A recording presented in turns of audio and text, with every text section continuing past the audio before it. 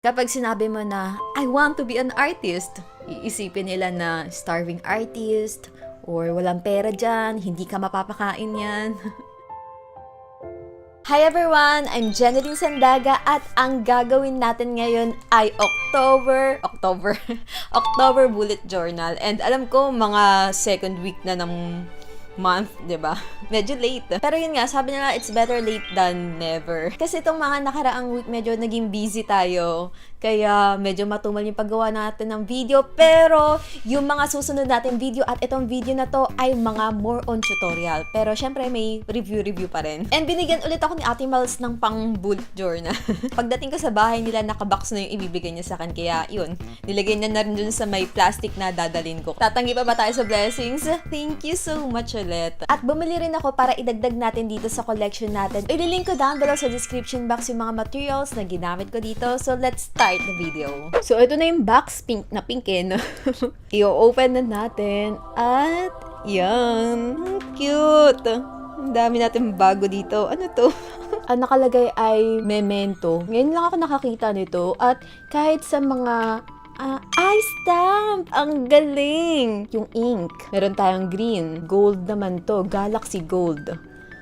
Ayan. Meron din tayong pen. Ang cute-cute. May mga diamonds pa sa loob. Check na natin kung anong color to. Paano ba to?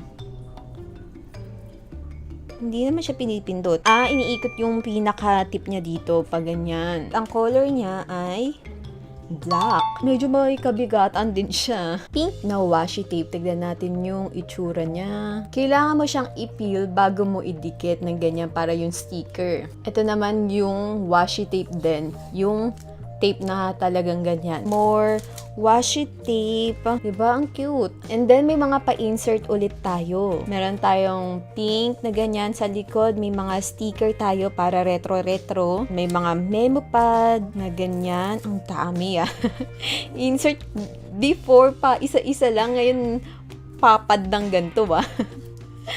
Sa likod ay may mga Pantone ticket, retro, na may mga pang-design din. Ito namang sticker, ang kapal Hindi siya sticker, yung makapal siyang dahon na ganyan. Sticker ba? Hindi ko sure kung sticker kasi pinipil ko yung gilid niya. Hindi siya matuklap. Kaya karton siya dito, napakakapal. So, ang dami nating design, yung mga pahala-halaman din. Lalo na ngayon, di ba, uso-uso yung mga plantito-plantita. Ang ganda naman dito, yung sa Philippines, may Darna, watercolor paper yata to na 300 GSM. Ito yung mga insert card, more sticker, card din siya na makapal. And lastly, ito, ano to? Stamp! Ang cute! Ganito yung magiging itsura niya kapag in-stamp natin. And also, may binili rin pala ako na stamp din siya. Ito yung letter kasi nga hindi naman tayo kagalingan sa lettering. Stamp alphabet, lowercase and symbols, 30 pieces. Ayan yung likod. Tapos yan, pambingo lang. Di ba ang cute? And open natin ito yung mga alphabet. Ay, dapat pala dalawa yung binili ko. Lowercase lang to eh. And also, bumili rin ako nitong gold na ink stamp. Kasi nga, sabi ko, hindi ko muna bubuksan yung binigay sa akin ni Ate Miles. Para nga, mas authentic yung mga reaction ko dito sa video.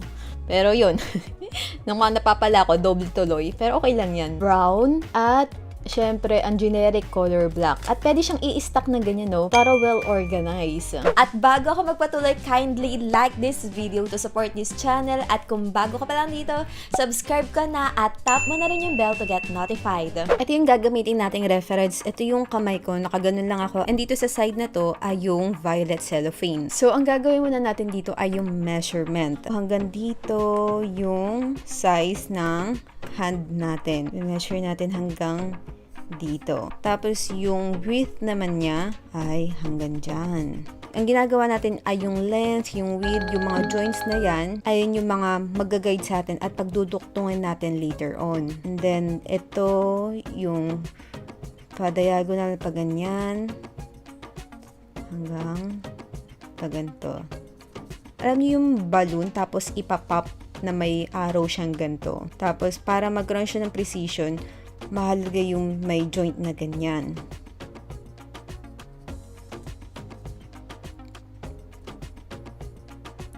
Okay? Isipin nyo yung basic form niyan, paganyan and paganto. Para siyang pa-triangle and then ito yung parang sandbox. Makikita nyo. Kunyari papadiagonal tayo dito. Ito yung isang mahabang line. And pa-straight line pa lang yung gagawin natin. Hindi tayo muna mag-curve. Mamaya na yung mga some details. Okay, yung paganyan. Pa-box lang to muna.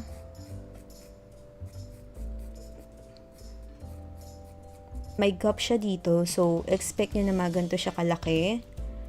At paganyan. Habaan natin tong line na to. Tandaan nyo yung mga basic shapes muna nila.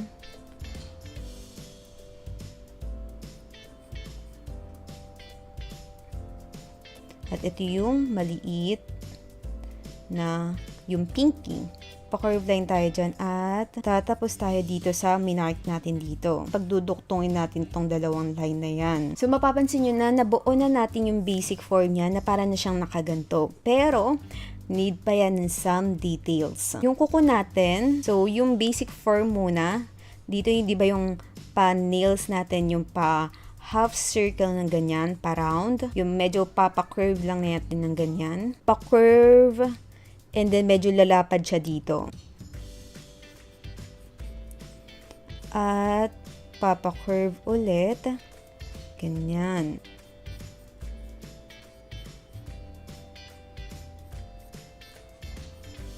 Tapos, ito naman yung, Ituturo. Gawa tayo ng curve. Kasi, di ba pa-box-box yung ginawa natin, pa-rectangle, yung mga basic shapes natin. Ngayon naman ay i-curve na natin kasi naglalagay na tayo ng some details. And also, pansinin nyo yan na, pa-curve siya ditong pa-ganyan. Diba? Huwag yung curve na pa-ganon. Yung mga simple bend yung na ganyan, napaka-importante niyan, lalo na sa pagdodrawing ng hands. Actually, hindi rin ako masyadong bihasa dito. Makikita yung pa-joint natin ng ganyan. Kahit na medyo chubby yung hands nyo, pasintabi, wala akong shame dito. Mayroon pa rin tayo makikita na joints na ganyan. Even this one, kahit makikita nyo yung super matataba talaga, visible pa rin yung ganyan. Pa-curve and then straight. And then pag igaganyan mo siya, ibebend mo siya, para siyang may palumba-lumbang ganyan. Yung pa-curve, pa-curve, may parang taba siyang lalabas na ganyan. Yung parang bilbel. Bilbel ng daliri natin. May ganun ko nakikita eh. And dito sa hand, hindi ko siya masyadong pinagtutuunan ng pansin actually. More on face talaga ako eh. Mapapansin yun kapag may hand akong ginagawa. Less details. Tinatamad talaga ako. Since nakuha na nga natin yung basic form niya, medyo babaliin at imamanipulan na lang natin eh, para mag-shape siya ng mga fingers. Ito yung pinky, last na to, at pa-curve dito. Hindi siya pa-heart ng gano'n, di ba? Pa-o pa ganito. Mamaya, malalaman niyo kung bakit ganyan siya. Magdodrawing ako dito ng kuko for the sake lang ng tutorial natin. Line na pa ganyan, makikita nyo yan. And then, gagawa tayo ng rectangle, and then i-curve yung pinaka-dulo. Ayan na yung kuko natin. Diba?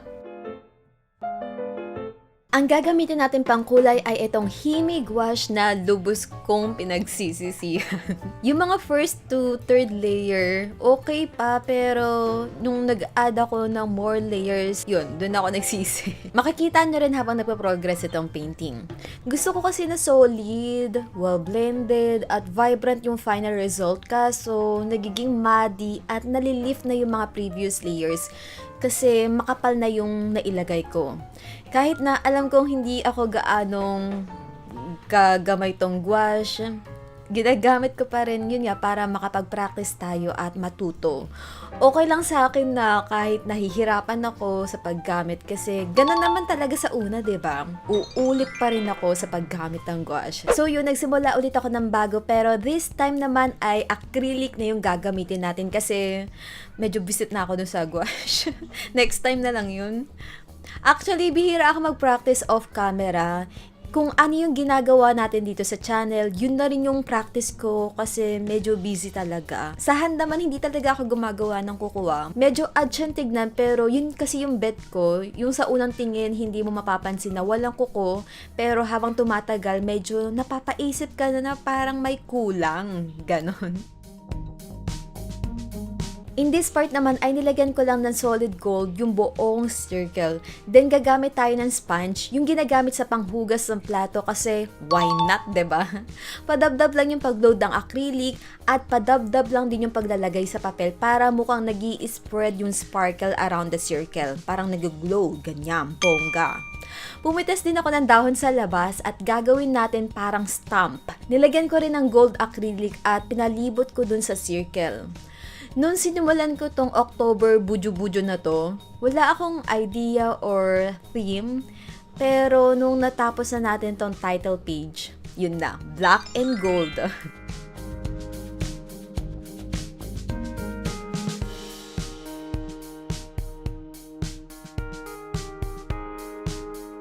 Ang tawag dito ay pencil extender. Ginagamit natin ito para yun nga, ma-extend yung maliit na pencil.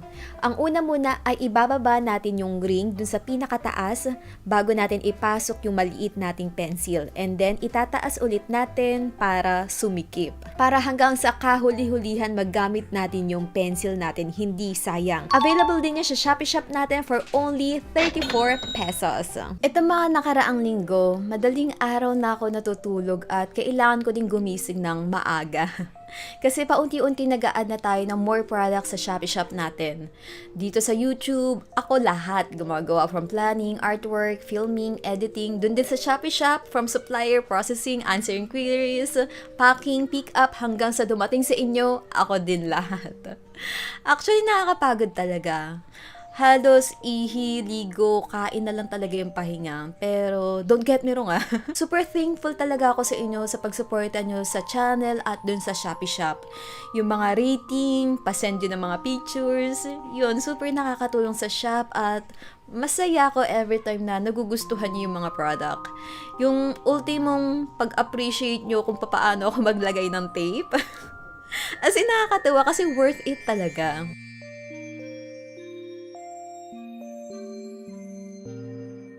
Yung quotes natin for this month ay mula sa librong The Alchemist by Paano. Ang sabi, "When you want something, all the universe conspires in helping you to achieve it." Na-mention ko before na hindi ako mahilig magbasa. And nung one time, nanghiram ako ng libro dun sa bookish kong friend.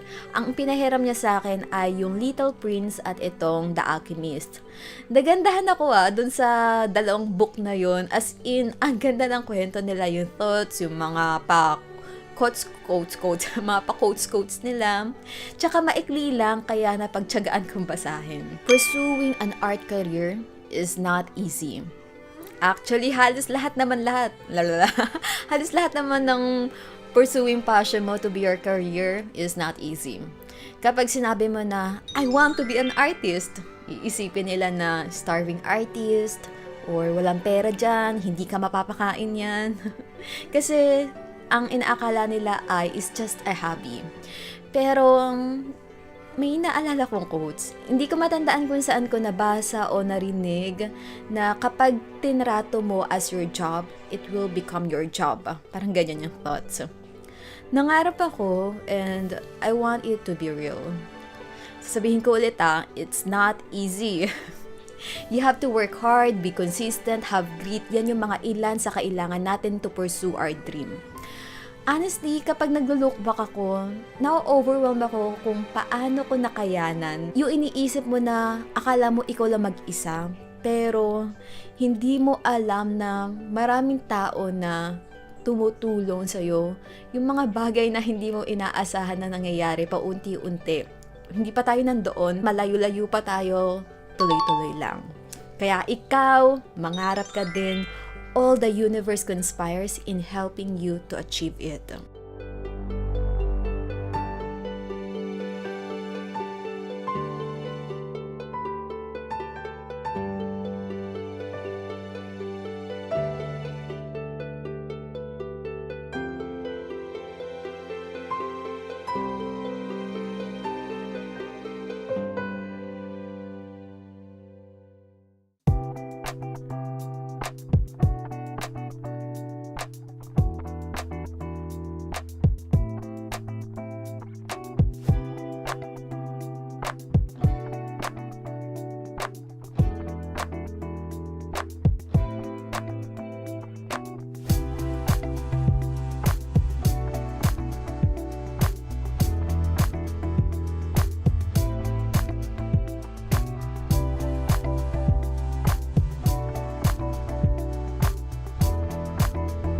And that's it for this video at sana may natutunan kayo. Share nyo sa mga friends nyong mag-recruit kayo sa makaka-relate. And kindly like our Facebook page. Follow nyo rin ako sa Instagram at Twitter para stay connected tayo.